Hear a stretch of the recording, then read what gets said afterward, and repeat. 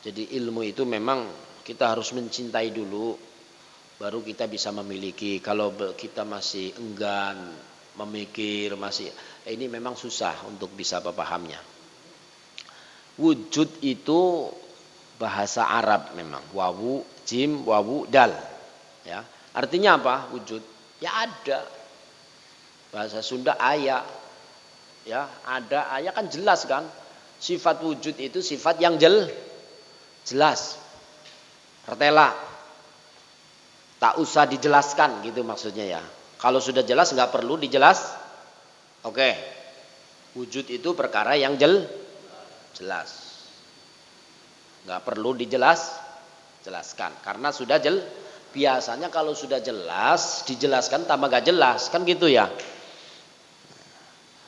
Ya akhi, kita bukan masalah jelas atau tidak jelasnya. Yang kita tuntut adalah bukti.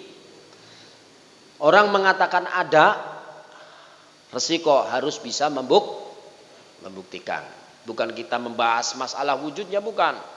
Yang jadi permasalahan tanggung jawabnya orang mengatakan ada. Apalagi mengatakan Allah pasti ada, mengatakan pasti.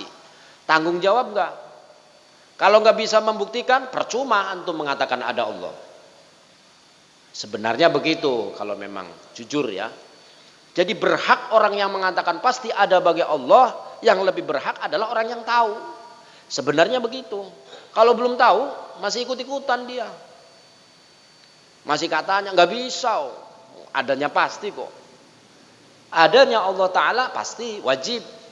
Ente mau yakin nggak yakin, pasti adanya. Kan gitu. Jadi bukan masalah arti daripada wujudnya, tapi masalah bukti. Kita itu dituntut bukti. Orang mengatakan pasti, mengatakan ada, harus mampu apapun. Kita contohkan kepada yang lain bisa. Saya punya istri, mana buktinya? Kan gitu. Saya punya, mana buktinya? Gitu kan. Punya istri, punya uang, punya mobil, mana buktinya? Kalau cuma ngaku-ngaku saja bisa, saya orang kaya, sah-sah saja. Mana buktinya? Kan gitu.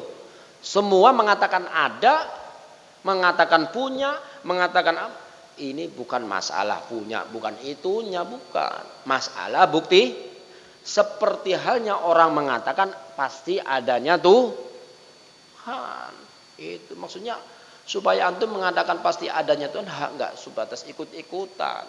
Karena orang ikut-ikutan tanda dia tidak mampu bertanggung jawab. Jadi istilah kata orang kalau tidak bisa membuktikan asal lebih baik antum diam aja, kan gitu. Ya, bahasa ekstrimnya kan begitu. Antum nggak tahu, loh sekut aja, lu diam aja, nggak usah banyak ngomong. Tahu aja kagak lu, kan gitu. Bahasa ekstrimnya kan begitu. Enteng zikir-zikir la ilaha illallah nggak pernah bisa membuktikan. Untung ente masih di dunia. Coba kalau masih di sana, ya. Itu maksudnya supaya paham, supaya bisa Kata beliau musannif, orang yang bisa membuktikan adanya Tuhan, orang yang tahu sifat-sifatnya Tuhan. Bahkan bisa membedakan sifatnya Tuhan, sifatnya Allah, dan sifatnya tidak sembarang mengatakan Tuhan ada di mana-mana, tidak sembarang mengatakan rumahnya Allah, tidak sembarang mengatakan Tuhan di atas, di sana, tidak sembarang seperti itu. Ini banyak sekali orang yang mengatakan seperti itu. Ini bagaimana ini? Ya wallah alam, ini zaman sudah rusak. Ini zamannya sudah nggak ada ulama yang benar. Mau dibilang apa? Mau dibilang bodoh, bisa mengeluarin hadis, ya, bisa dalil. Ya gitu. Pokoknya udah kita tanpa memandang itu ya yang kita pernah dengar, udah kita kembali kepada kita dulu. Jadi saya sering menyampaikan paham akidah ahli tauhid, akidah ahli sunnah wal jamaah, tauhid dengan cara mengenal dengan hukum akli wajib mustahil jaiz. Insyaallah antum bisa memfilter dari bahasa-bahasa mereka para ulama-ulama sekarang mana yang benar dan mana yang salah. Itu. Jadi kita lebih fokus untuk diri kita karena iman ini sifatnya pribadi ya. Bicara keimanan ini sudah sifatnya sangat pribadi banget. Disampaikan di luar menjadi fitnah. Gitu ya. Bicara hakikat ini beda dengan bicara syariat. Hakikat ini ya sifatnya lebih pribadi. Keimanan ini sifatnya lebih khusus. Gitu. Jadi wujud. Makanya di sini Ibnu Musaddiq mendahulukan sifat wujud wa ma ba'dahu. Karena tidak bisa mensifati sifat yang selanjutnya kecuali ditemu dulu wujudnya. Oke, kalau terpaksa ingin tahu pendapatnya para ulama, pengertian wujud itu sendiri tidak masalah. Waktu di fil wujud faqila huwa ainul mawjud. Memang sebenarnya secara bahasa kalimat wujud itu ada perselisihan secara bahasa. Secara bahasanya saja selisih, ya. Cuman maknanya sama. Ini apa? Faqila ada sebagian yang mengatakan wujud itu artinya ainul mawjud. Wujud itu hakikatnya zat. Nah, hakikatnya yang perkara yang wujud. Ainul mawjud. Wa hadzal qaul Abil Hasan Al-Asy'ari. Ini menurut pendapatnya Imam Abul Hasan Al-Asy'ari. Wujud itu sendiri keberadaan yang ada pada zat selama zatnya itu ada. Selama ada zat pasti ada keberadaannya. Itu. Atau ainul mawjud.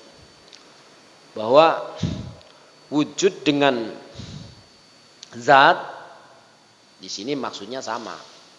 Bukan artinya zat itu sifatnya wujud, bukan. Ngomong zatnya Allah dengan ngomong begini, sifatnya Allah, zatnya Allah dengan wujudnya Allah itu maksudnya sama. Tidak ada beda. Bukan artinya wujud itu sifatnya zat, bukan. Paham ya?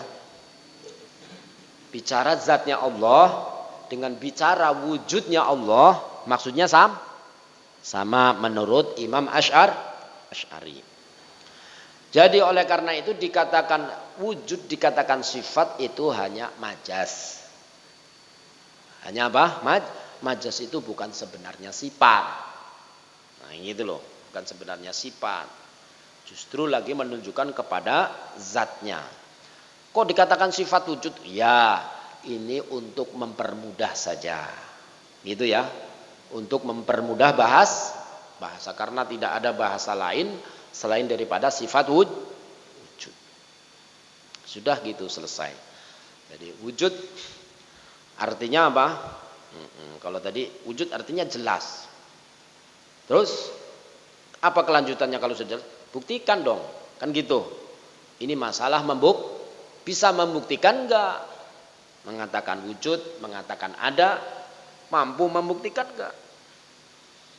Itu. Kemudian selanjutnya adalah sifat qidam. Wajib dahulu Allah, yang adanya Allah wajib dahulu. Apa artinya dahulu? Bukan artinya dahulu dengan sekarang. Dahulu di sini artinya wujudnya Allah tidak ada awal daripada wujudnya. Loh kok begitu? Iya, kalau wujudnya Allah ada awalnya berarti sama dengan kita, gitu loh. Sama dengan makhluk. Wujudnya Allah tidak berawal. Bahasanya qidam. Gitu. Paham ya? Wujud qidam. Huwa fi haqqihi ta'ala adamu awwaliyatil wujud. Al-qidam untuk dinisbatkan, untuk ditetapkan kepada Allah Ta'ala maknanya adamu awwaliyat. Tidak ada awal bagi wujudnya Allah. Ini dengan sifat qidam saja kita tahu kebatalan mereka yang mengatakan bahwa menyebutkan asmaul husna dengan diartikan lafalnya saja begitu, ya awwalu. Terus kita image-nya kepada Allah lah yang paling pertama. Ya akhiru, Allah yang paling terakhir. Gimana itu coba? Ini enggak ketemu. Ya, enggak ada awal. Adamu awwaliyatil wujud. Adamu iftitahil wujud. Tidak ada permulaan iftitahnya wujud. Wa fi haqqi ghairi kama fi qouli hadza bina'un qadim. Kalau qidam disebutkan kepada selain Allah, nah itu maka artinya adalah waktu. Qidam bahasa Arab, hadza bina'un qadim. Inilah masjid lama. Nah itu maksudnya lama terkena waktu. Allah Subhanahu wa taala tidak terkena waktu, tidak bisa disandarkan dengan waktu kepada Allah. La yataqayyadu bizamanin wa la yataqayyadu bimakanin. Kidam, kemudian baqo. Wajib kekal Allah, artinya kekal wujudnya Allah tidak ada akhir bagi wujudnya Allah. Tidak ada akhir. Mustahil fana. Mustahil selain Allah pasti berakhir. Selain Allah pasti berakhir. Pasti ada akhirnya. Seandainya ada kata syariat mengatakan seperti halnya al jannatu wan naru baqoani. Surga dan neraka yang diciptakan Allah Subhanahu wa taala itu sifatnya kekal. Dua-duanya kekal. Di surga kekal, di neraka pun kekal. Tapi perlu diketahui bahwa kekalnya surga dan kekalnya neraka itu bukan secara zatiahnya surga dan neraka. Maksudnya surga dan neraka kekalnya dikekalkan. Beda itu loh. Allah Ta'ala kekal, enggak dikekalkan. Allah Ta'ala kekal secara zatiahnya. Zatnya Allah Ta'ala tidak berakhir, tidak ada akhirnya. Tidak ditemu akhirnya oleh akal. Itu ya, kidam, bako. Sudah, malam ini 3 sifat saja. Wujud, kidam. Yang satu sifat nafsiyah, yang 2 sifat salbiyah, kidam, bako. Kidam, bako ini menunjukkan bahwa wujudnya Allah itu wajib. Kenapa dikatakan wujud wajib? Karena wujudnya kidam, bako. Kalau wujud yang tidak kidam, bako, wujudnya tidak wajib. Kita balik lagi. Wujud ada itu hanya 2 sebenarnya. Adanya yang menciptakan dengan adanya yang diciptakan. Wujud itu ada yang kodim, ada yang baru. Gitu loh. Hanya ada 2. Selain itu nggak ada. Kalau bicara ada hanya ada 2. Ini adanya yang menciptakan, apa adanya yang diciptakan? Kalau adanya yang menciptakan itu wajib. Kalau adanya yang diciptakan tidak wajib. Apa artinya tidak wajib? Ya jaiz, boleh. Bisa ada, bisa tidak. Kalau adanya jaiz, boleh. Maka tidak adanya pun boleh. Kalau adanya wajib, maka tidak adanya mustahil. Nah, dari sisi ada saja beda loh. Mau bicara wujudnya Allah dengan bicara wujudnya alam, nah itu beda. Sama-sama bahasa wujud tapi artinya beda. Wujudnya Allah wajib. Wujudnya alam jaiz. Apa arti jaiz? Dibicara dari sisi ada dan juga dibicara dari sisi tiada sama harusnya. Sama-sama jaiznya. Ada ya boleh, tidak ada ya bisa maksudnya bisa saja. Tapi kalau ada yang wajib, adanya Allah Ta'ala, adanya wajib, tidak adanya jelas gitu ya. Wallahu a'lam bissawab.